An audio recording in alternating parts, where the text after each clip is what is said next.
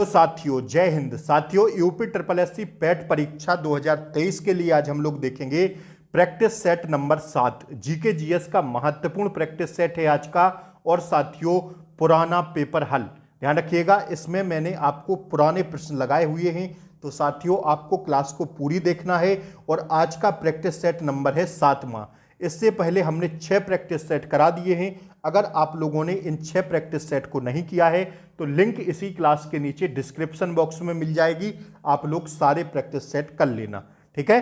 तो आइए आज के सेशन को स्टार्ट करते हैं। साथियों आज मैंने प्रीवियस ईयर प्रश्न रखे हैं जो आपसे यूपी पैट की परीक्षा में पूछे गए हैं, ठीक है। यूपी ट्रिपल एससी पैट द्वारा आपसे पूछे गए पेपर है आज का। तो साथियों आज 30 प्रश्न हैं और 30 में अगर आप आज आपके क्वेश्चनों की संख्या जो सही है वह साथियों अगर आप लोग 22 प्लस रहते हैं, आप लोग कमेंट बॉक्स में जरूर बताइएगा कि हमारा सर इतना हुआ, हमारा सर इतना हुआ। तो अगर आज आप 22 प्लस रहते हैं तो आप लोगों की तैयारी बहुत ढंग की बेहतरीन तैयारी आपकी है, ठीक है। आइए आज हमारा टारगेट रहेगा 30/30 का। अगर आप लोगों का टारगेट 22 प्लस रहता है तो आप लोग बहुत ही अच्छी तैयारी पर हैं। आइए देखते हैं किसका भी कितना रहता है आज के सेशन में। साथियों आइए स्टार्ट करते हैं। स्टार्ट करने से पहले आप लोग क्लास को लाइक कर दीजिए, एक बार शेयर कर दीजिए, ठीक है। आइए पहला प्रश्न है, निम्नलिखित किस क्रम में भारत आए? निम्नलिखित क्रम में कौन पहले भारत आया? तो पहले जो भारत आए साथियों वह पहले आया था फाहियान, तो पहले नंबर पर इसको रख देते हैं। दूसरे नंबर पर आया था साथियों हेनसांग और तीसरे नंबर पर आया था साथियों कौन? तीसरे नंबर पर आया था टॉमस रो। तो इस हिसाब से इसका राइट आंसर होना चाहिए दोस्तों कौन सा? इस हिसाब से इसका राइट आंसर होना चाहिए ऑप्शन सी, दूसरे पर, ठीक है। पहले नंबर पर, फिर तीसरा, फिर इसके बाद पहला, ठीक है ना। तो देख लीजिए फाहियान, इसके बाद हेनसांग, इसके बाद साथियों टॉमस रे। तो इस हिसाब से इसका राइट आंसर है दोस्तों ऑप्शन सी, ठीक है ना। बढ़े अगले प्रश्न की ओर। आइए अगला प्रश्न हम लोग देखेंगे दूसरा, सिराजुद्दौला किस युद्ध में अंग्रेजों से पराजित हुआ था? तो भैया जो सिराजुद्दौला था यह अंग्रेजों से पराजित हुआ था प्लासी के युद्ध में, ठीक है। कब हुआ था? प्लासी के युद्ध में अंग्रेजों से पराजित हुआ था। ऑप्शन बी इसका करेक्ट आंसर है। बढ़े अगले प्रश्न की ओर। आइए अगला प्रश्न है साथियों तीसरा, निम्न में से कौन हड़प नीति का कट्टर समर्थक था? ये बताना है आपको कि हड़प नीति का जो कट्टर समर्थक था वह कौन था। तो हड़प नीति का कट्टर समर्थक था साथियों कौन? ऑप्शन बी लॉर्ड डलहौजी, ठीक है। ध्यान रखिएगा अति महत्वपूर्ण है, स्टार लगा के छाप लेना आप लोग इस प्रश्न को कि हड़प नीति का कट्टर समर्थक था लॉर्ड डलहौजी, ठीक है। आइए अगला प्रश्न देखिएगा, भारतीय इतिहास में धन्वंतरी कौन थे? तो भारतीय इतिहास में जो धन्वंतरी थे वह थे साथियों चंद्रगुप्त विक्रमादित्य की सभा को सुशोभित करने वाले प्रसिद्ध चिकित्सक, ठीक है। चंद्रगुप्त विक्रमादित्य की सभा को सुशोभित करने वाले प्रसिद्ध चिकित्सक जो थे वह साथियों भारतीय इतिहास के धन्वंतरी थे, ठीक है। ऑप्शन बी इसका करेक्ट आंसर है। बढ़े अगले प्रश्न की ओर। आइए अगला प्रश्न देखिएगा पांचवा, मौर्यकालीन भारत के विवरण वाली इंडिका के लेखक कौन थे? तो यह साथियों कई एग्जाम में यूपी ट्रिपल एससी द्वारा आपसे प्रश्न पूछा गया है, पैट में भी पूछा गया है। तो स्टार लगा के लिख लेना इस प्रश्न को, मौर्यकालीन भारत के विवरण वाली इंडिका, ठीक है। सीधा याद रखना इंडिका नामक पुस्तक के लेखक कौन थे? तो साथियों मेगास्थनीज थे, ठीक है। कौन थे साथियों? मेगास्थनीज इसका एकदम राइट आंसर है, ठीक है। ध्यान रखिएगा आप लोग इस प्रश्न को। आइए साइमन कमीशन किस वर्ष भारत में प्रथम बार आया? साइमन कमीशन आया था दोस्तों भारत में पहली बार आया था 1928 में, ठीक है। साइमन कमीशन आया था। ऑप्शन डी इसका करेक्ट आंसर है। स्टार लगा के छाप लेना, बहुत ही शानदार प्रश्न है, ठीक है, कि साइमन कमीशन भारत में पहली बार कब आया था। आपसे प्रश्न पूछे जाएंगे, ऐसे ही प्रश्न आपसे आपको परीक्षा में देखने को मिल जाएंगे। मैं रोज एक प्रैक्टिस सेट आपको करवा रहा हूं, आप लोग प्लीज क्लास को शेयर कर दीजिए और पूरा प्रैक्टिस सेट जरूर किया करिए आप लोग। मैं 30 प्रश्न करवाता हूं और बाद में अपना टारगेट जरूर कमेंट बॉक्स में लिखा करिए कि सर मेरा आज इतना सही हुआ। अगर यहां पर आप लोग ईमानदारी से प्रैक्टिस सेट करेंगे साथियों तो आपको एग्जाम में कोई भी पराजित नहीं करने वाला। आपका टारगेट रहेगा दोस्तों 90 प्लस का। तो ध्यान रखिएगा, एक बार आपको पेट परीक्षा निकालनी है, अच्छे से तैयारी करिएगा, पढ़िएगा जबरदस्त तरीके से और मेरे साथ प्रैक्टिस करने की कोशिश करिएगा। क्लास को शेयर कर दें, चैनल पर नए हो तो सब्सक्राइब जरूर कर लें ताकि अगली क्लास का नोटिफिकेशन सबसे पहले मिले आपको। ठीक है, इसलिए सब्सक्राइब कर लें चैनल को और बेल आइकन प्रेस जरूर कर दें ताकि क्लासों का नोटिफिकेशन आपको प्रॉपर मिलता रहे। आइए, ऐसे ही डेली प्रश्न में आपको करा रहा हूं, 6 प्रैक्टिस सेट करा दिए हैं, लिंक इसी क्लास के नीचे डिस्क्रिप्शन बॉक्स में है, जाके जरूर देखिएगा सारे प्रश्नों को। ठीक है, आइए, भारतीय राष्ट्रीय कांग्रेस द्वारा किस अधिवेशन में ऐतिहासिक पूर्ण स्वराज्य पूर्ण स्वतंत्रता का प्रस्तावित पारित किया गया था? तो भैया यह लाहौर अधिवेशन में। कब किया गया था? लाहौर अधिवेशन में भारतीय राष्ट्रीय कांग्रेस द्वारा लाहौर अधिवेशन में ऐतिहासिक पूर्ण स्वराज्य का प्रस्ताव पारित किया गया था। कब? लाहौर अधिवेशन में। इसका राइट आंसर है दोस्तों ऑप्शन बी। अगला प्रश्न देखिएगा, सही मिलान करना है। सही मिलान करने के लिए दिया गया है कि मिलान निम्न का मिलान करें। तो देखिए, इंडियन नेशनल आर्मी जो है यह सुभाष चंद्र बोस की थी, गदर पार्टी थी लाला हरदयाल की, मित्र मेला थी वीडी सावरकर की और होम रूल लीग था एनी बेसेंट का।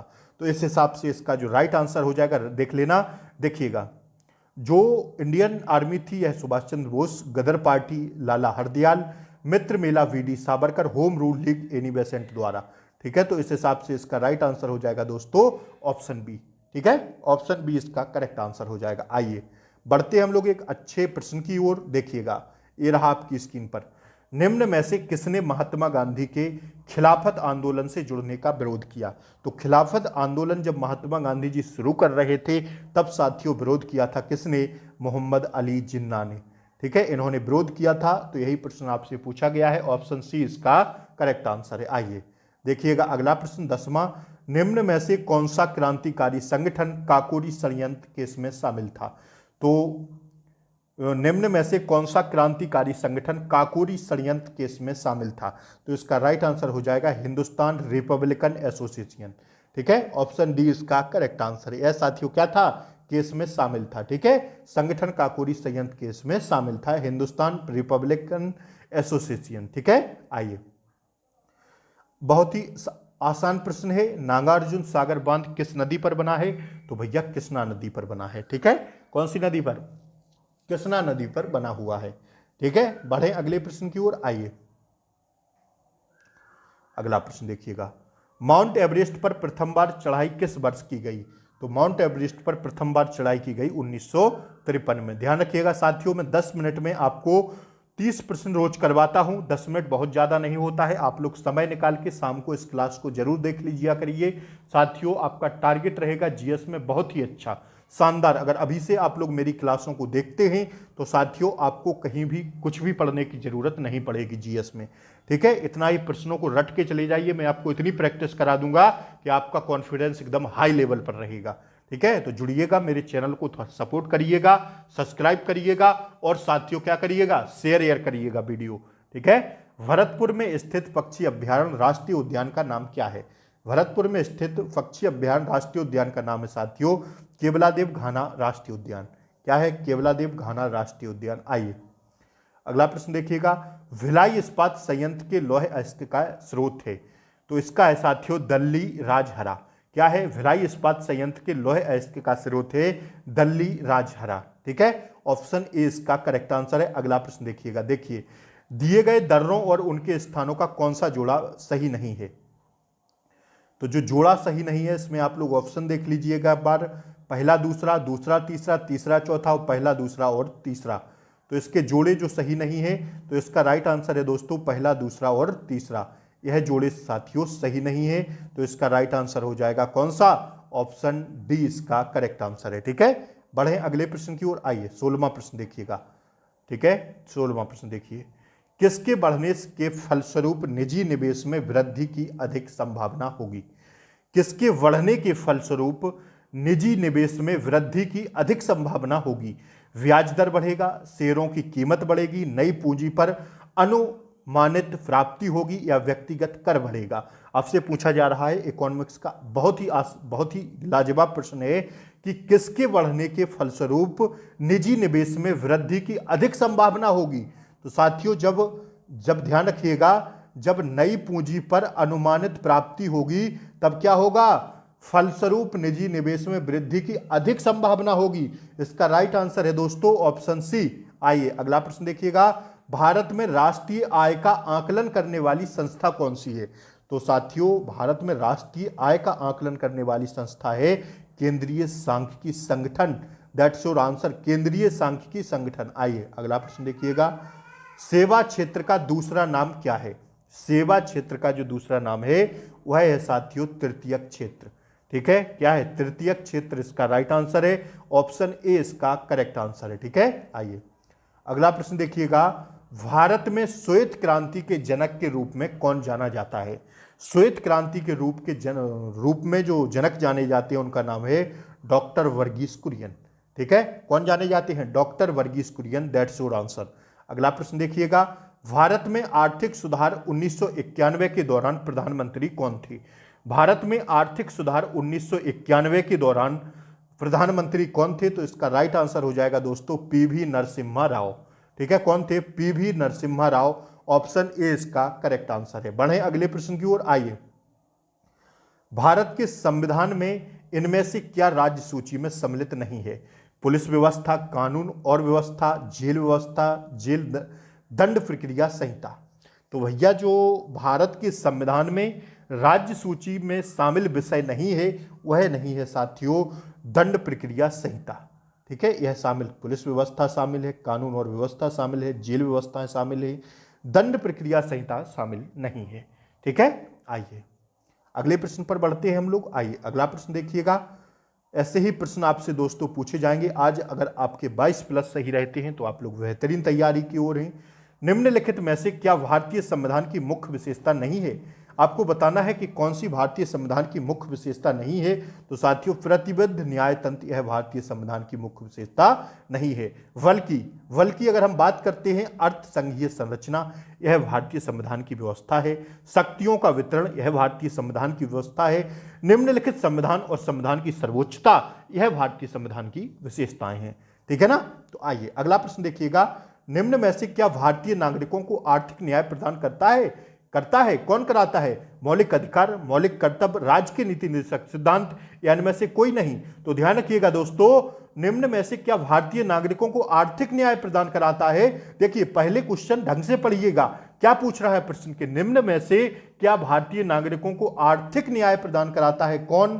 तो साथियों आर्थिक न्याय प्रदान कराता है राज्य के नीति निर्देशक सिद्धांत, यह हमें आर्थिक न्याय दिलाते हैं। साथियों भारतीय संविधान में नीति निर्देशक तत्व साथियों भाग 4 में रखे गए हैं। अगर बात करते हैं मौलिक अधिकार को तो साथियों भाग 3 में रखा गया है। मौलिक कर्तव्य, जो हमारे देश के मौलिक कर्तव्य हैं, हमें क्या क्या करना चाहिए, इन्हें साथियों भाग 4A में रखा गया है, इन्हें भाग 3 में रखा गया है। और राज्य के नीति निर्देशक सिद्धांत को साथियों भाग 3 में रखा गया है, भाग 4 में रखा गया है।